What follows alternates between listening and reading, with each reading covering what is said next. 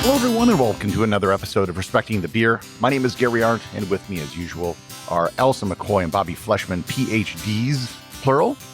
And today, we're going to talk about something that Allison brought up, and it has to do with inspiration and beer and brewing and recipes. When you started brewing, I'm guessing, like most people do, if they're a home brewer, you have a book and you have some recipes, and you follow those recipes, you follow the algorithm, and hopefully the end product is a beer. And it's kind of like learning music.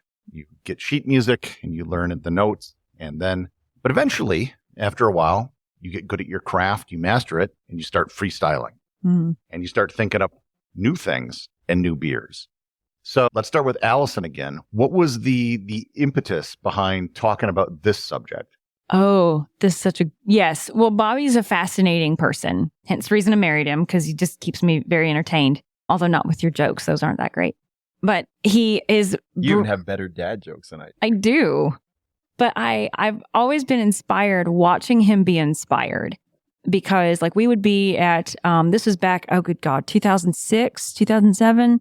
In Oklahoma, we were at Learn to Brew. It was a homebrew store that's no longer there. No, they're still there. Now they're a sponsor. Oh we'll let them know. Anyway, it was just a homebrew shop. They had the grain open, and Bobby would walk around and he'd just scoop up grain and he'd mix it in his hand. So he'd scoop up different types of grain, mix it in his hand, and just start chomping down on them and like just cracking the grain and tasting the flavors. And then he'd spit that out, and then he'd grab another one.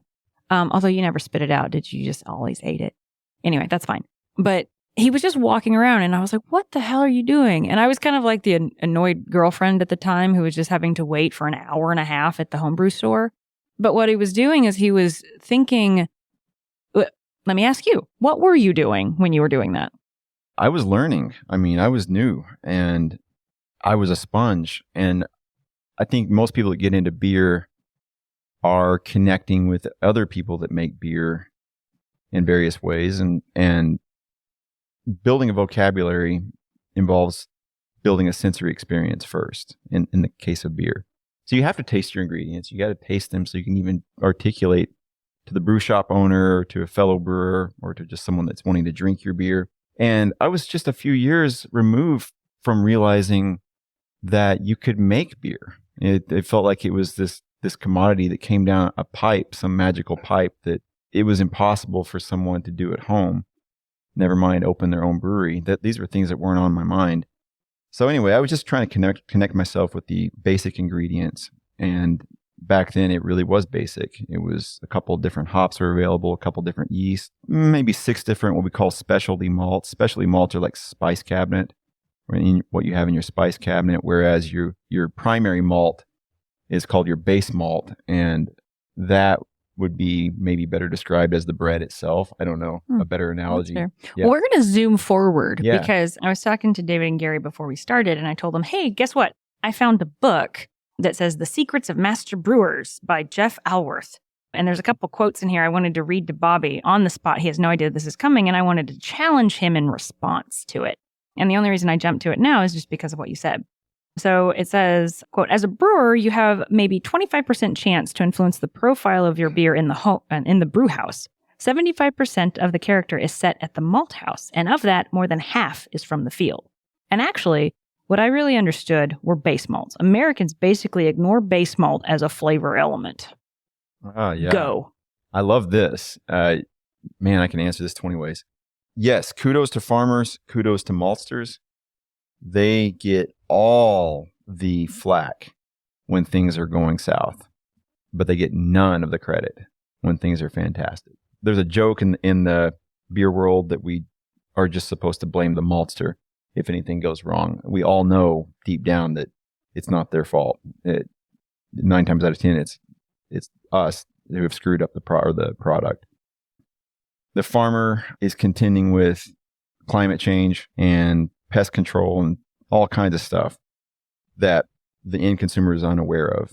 And I take my hat off to them. Maltsters are supposed to take this variable ingredient. We always talk about how we have to take this variable ingredient, make the same product every year. But man, those maltsters are really dealing with it. having to make the same thing every time from an extremely variable product coming out of the field each year. I won't go into all those details, but then the brewer gets that. And from when the brewer gets a hold of it, we tend to, a lot of brewers think of the base malt as a commodity. Any old Pilsner or what we call two-row malt will do. But we're learning that's not true. And I've had this theory for a long time that there are 21 amino acids in nature, if I remember right. Don't look at me. I'm the scientist here. Depending on the relative composition of amino acids in malt, in the past, we've looked at free amino nitrogen. We've looked at nitrogen coming out of malt. And we're like, oh, that seems like a reasonable amount of nitrogen, so on and so on. Just blending everything, all these amino acids together in that calculation. I always had this idea after learning how esters were produced to get to a question that I'm sure Allison has on the paper next to me. Ester production involves the combination of these amino acids. Stop. What are esters? What's that? What are esters? Yeah, so esters are produced. Not how they're produced. You can answer, fruity flavors. Yeah, fruity flavors like you get. Fruits. Bananas are esters. Yeah. Sometimes they're not. They're a little bit off-putting. Cloves are generally phenolic. Trying to think about dark fruit. Yeah, a whole fruity spectrum, malty spectrum, actually. But isn't bacon amazing because of esters? Bacon? Bacon's amazing because of Maillard reaction. Oh, that's right. Okay, go back. Yeah, you're getting off in the weeds. But now our listeners are thinking about bacon. Yes, bacon. So let's talk about bacon. So, no, esters are produced from the esters are produced, ultimately they are formed from amino acids. And it's true that yeast can convert amino acids from one to the other. And so for a long time, it seemed as though it didn't make any difference what kind of amino acid went into the product. The yeast would make what it makes every time. But I think we're learning now that the ester profile of the end product does matter. And that the source of your base malt maybe makes a difference. So we've kind of been learning this from the outside in. We've been learning about how hops and how even water play into beer. We've learned obviously how some of these roasted malts affect the end product. That's not subtle. But now we're kind of getting back to the basic ingredient of the base malt. And I think that we're learning a lot. And it's affecting how we make IPAs now. I'm hearing they're swapping out some different base malts. They're mixing base malts. Now there's base malt recipes, where you're thinking of that as its own recipe onto which you layer these different spices. So beer is fun that way. I think that brewers get bored brewing the same thing, but they also, to compete against the 10,000 brewers out there, they got to find something that singles them out. And I think playing with base malts is a good spot. So how does that link back to your inspiration? Like, how are you inspired? Yeah, well, how am I inspired to make a beer, a recipe? All of the above. Okay. It's true. Probably when I'm making a recipe, I always make these music analogies. This is definitely songwriting. I think I'm looking for maybe a key. I don't want to get too far here, but I don't care yet what instrument's played on. I don't care the details. I know I'm going to use a Pilsner malt, and I know I'm going to use it at this percentage. I'm not going to ask myself where it's grown yet, right? I'm going to ask myself, what does the impact of that much Pilsner have on the end product?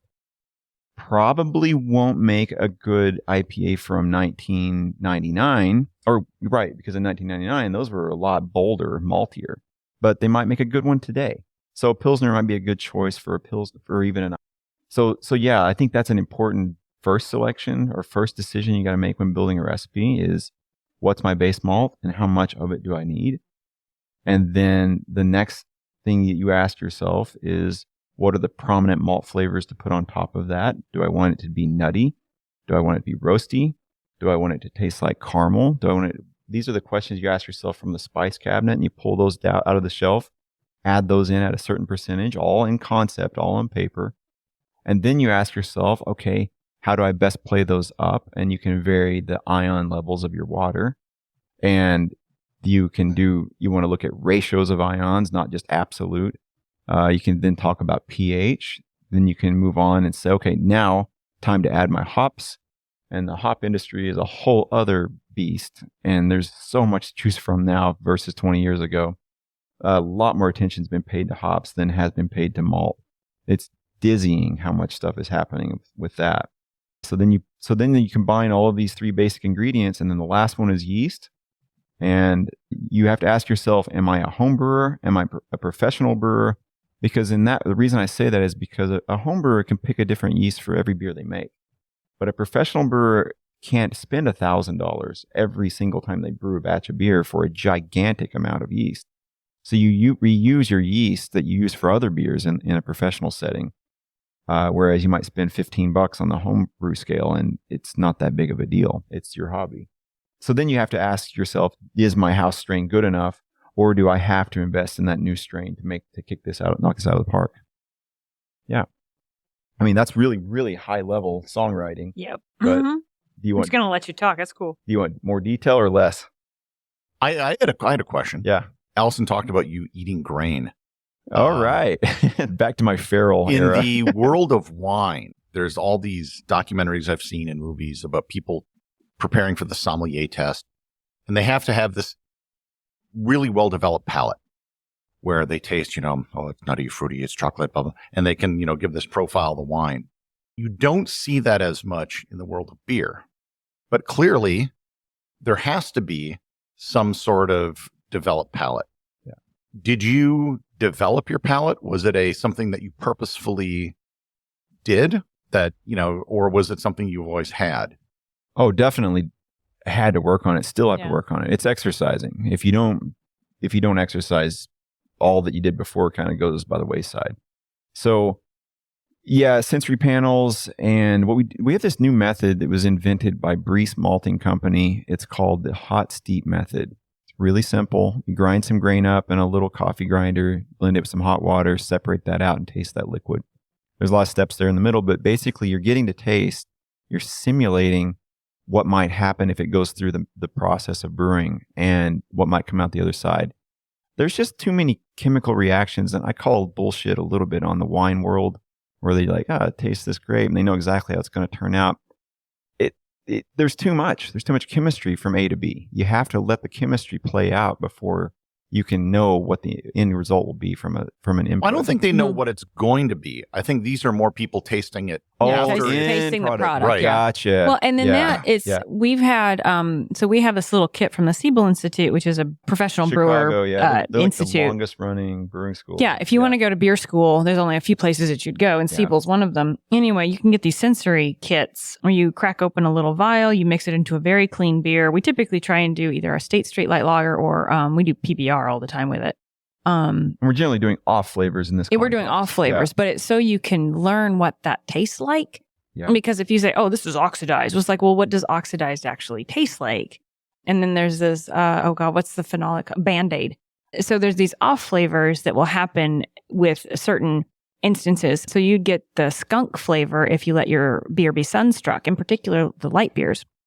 And the skunk is 2-trans 3-methyl-2-butene 1-thiol. That one. Yeah, MBT. Anyway, and so you douse your beer with it. And it is the skunk compound. It's not one that like it. It is it. Yep. Yep. Anyway, so you taste that, and then you see whether you can, one, you taste it to get to know what that flavor or that off flavor is, but then second, you taste it in varying concentrations so you can understand your threshold. So one of my absolute favorite compounds is called diacetyl, and it's the popcorn butter, or movie popcorn. You butter. do love that. So good. Yeah. And English ales have high. By the way, guys at home, don't aim for this. It's not a goal. No, I can't taste it at all. So if there's a lot of it, I can finally taste it.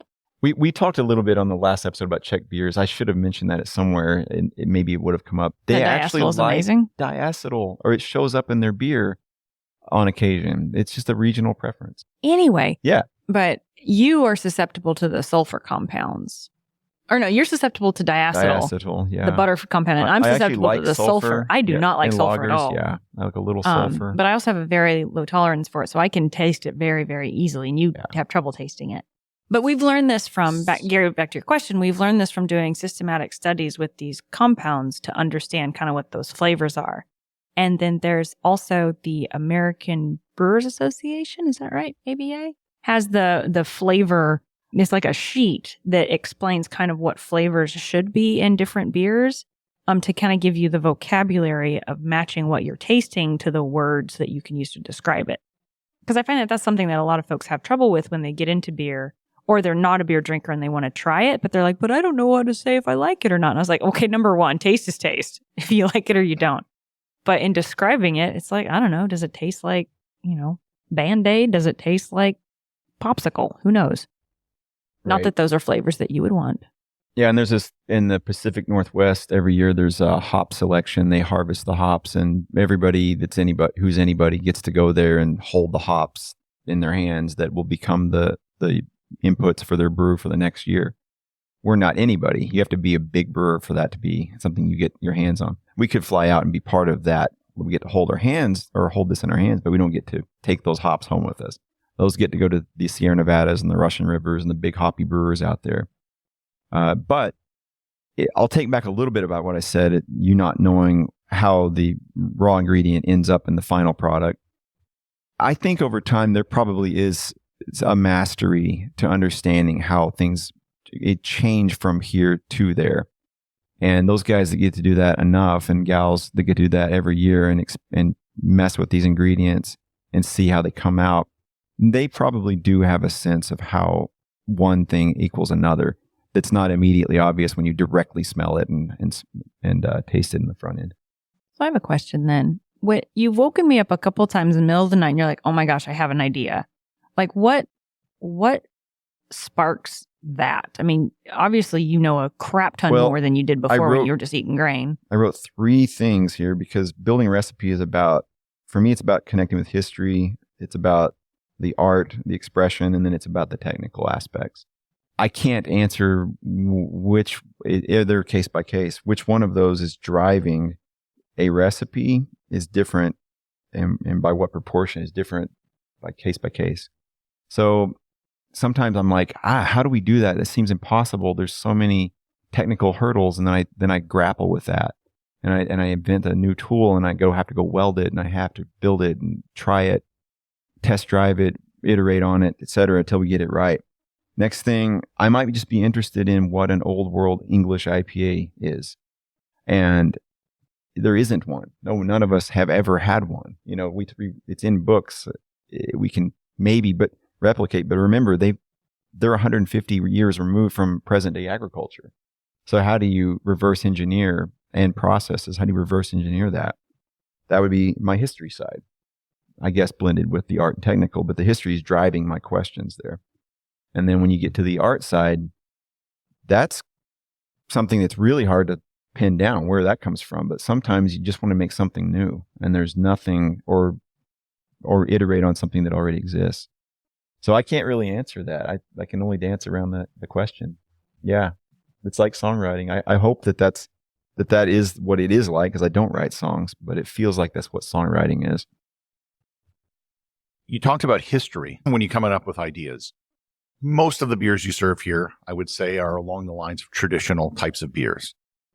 However, occasionally you will see something with peach or raspberry or mango or whatnot in it. Yeah.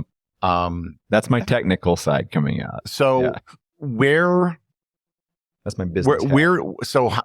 What is the process of sticking a fruit in a beer? I'll just put it bluntly and let you go from there.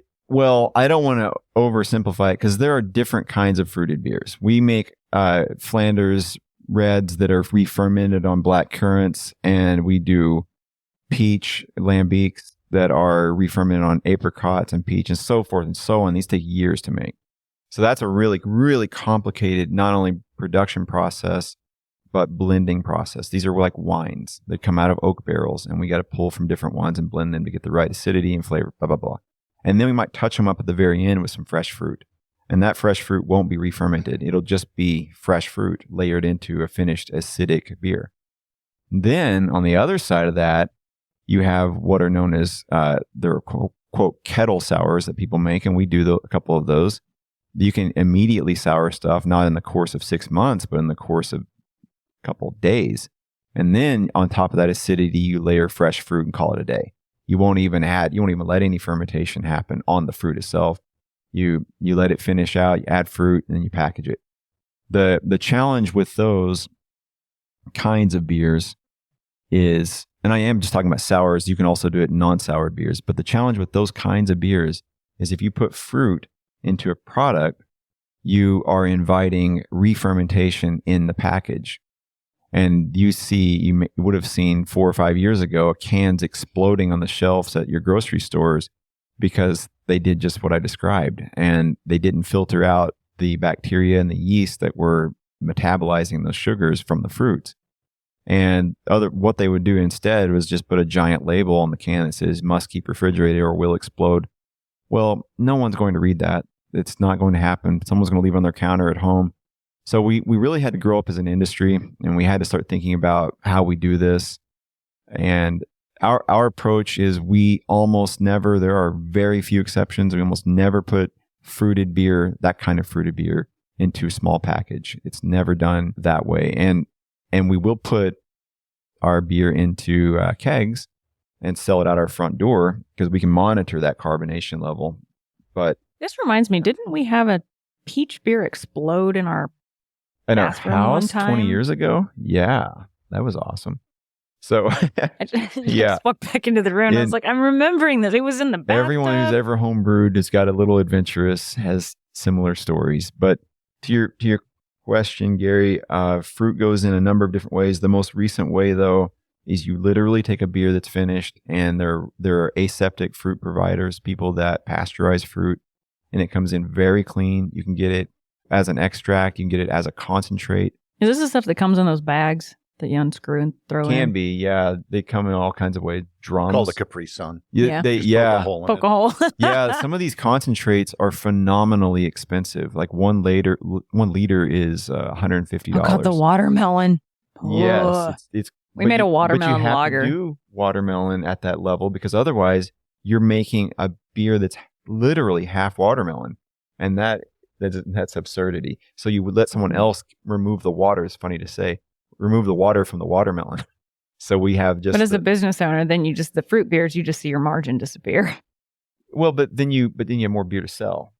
I mean, there's a lot of conversations about how you manipulate and handle these fruits that have pulp when they haven't been concentrated. Pulp can move, baby. There's nothing wrong with people get really weird about extract and concentrates. In modern times, they are really good at removing what are called the essences of the fruits. The first thing that volatilize off, they separate that off to the side and they recombine them with the concentrated product. And they're crazy good products these days. And so I encourage people to rethink what they thought 20 years ago about concentrates and extracts. So before you got here, I asked Allison this question. There's a lot of beers that you've had where you've had fruit flavors that you've added. Are you familiar with the technique in the spirits industry called fat washing? I don't think so. So this developed about, I want to say, within the last 20 to 30 years. It started in New York, where they basically infuse spirits with some sort of liquid fat. Bacon grease, sesame oil is a popular one. Butter is another popular one. You let it sit for several hours, then you freeze it.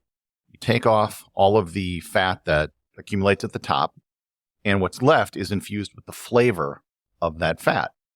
And it's become not common, but you will regularly see this at a lot of high-end cocktail lounges, where it's a way to add savory flavors to something. As opposed to something fruity, you're adding bacon. Interesting. Yeah. And I did a little bit of research on this, that there are some home brewers that are doing it. But one, I don't know how you know more about this than me, how you would do that with beer. And it seems what they're doing is they're literally doing it with an alcohol, creating a low alcohol beer, and then adding it to it to bring the ABV up. That sounds reasonable. My first thought was bacon Gertie. Yeah. Well, I would say you don't want fat near beer in any way, shape, or form. Well, it's not the fat. You're removing the fat. You understand. Yeah. So if you are removing all of the fat before the tincture that's being created is being added into the beer, then that's one thing. You'd kill your foam instantly. You would kill your foam, yeah. If you added any foam or any fat whatsoever, the lipids break down the layers. Bacon. Yeah. But bacon. If you can get the anything you can come up bacon. with, my argument would be bacon. Yeah. Yeah, well, I'm with you. But the essence is there, so the fat's removed. So it's just the molecules that are not fat light. Yeah. That are holding. And bacon's got a whole spectrum of stuff going on. Oh, and it's easy for me to throw this out. I understand the chemistry involved in making something like this possible could be difficult or impossible. Oh, but it starts with conversations like Yeah. these. The butter beer is interesting, though. No, I'm into the bacon idea, and it's doable. We've done bacon beers before. We've done it. Well, that was a tincture. We threw the bacon into vodka, and then we poured it. I didn't freeze it out, though. That's something that I haven't thought about. How in the hell do you freeze vodka, though? Cold. Very carefully. Well, actually, I think you may need to just bring it to a temperature where the fat freezes. Right. Oh, yeah, that makes sense. That's right. Yeah. That's right. Yeah. Okay. You can also probably centrifuge it, too. Well, there we go. Now we're talking. This is getting expensive. I like it, though. Are there any other flavors that you can add to beers, like is pine or nuts or things like that? Yeah, and I miss it every year. The spruce tips, I miss them every year when they're right. They're soft, but those are great. Alex goes and finds them and smashes them in the back. Yeah. Oh gosh, I'm losing the Grotzer. Grotzer is salty, minerally. It's like a Grotzer beer. Oh, I'm sorry. I'm thinking of wait. No, that's Grotzer.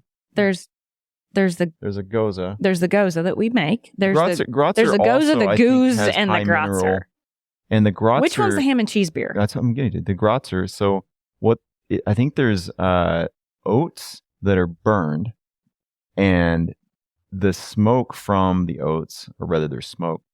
The smoke from the oats are used to flavor the wheat that's used to make the Grotzer. Okay. I think that's because this is a savory beer. It basically tastes like a ham and cheese sandwich. It does taste like ham and cheese because of that smoke, and your mind automatically goes there when it. And it's salty,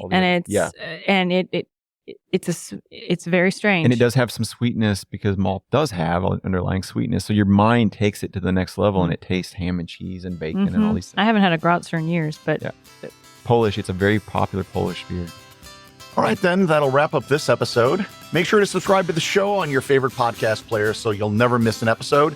And feel free to join the Facebook group to get updates between the episodes and to support the show over on Patreon. Links to both of these can be found in the show notes.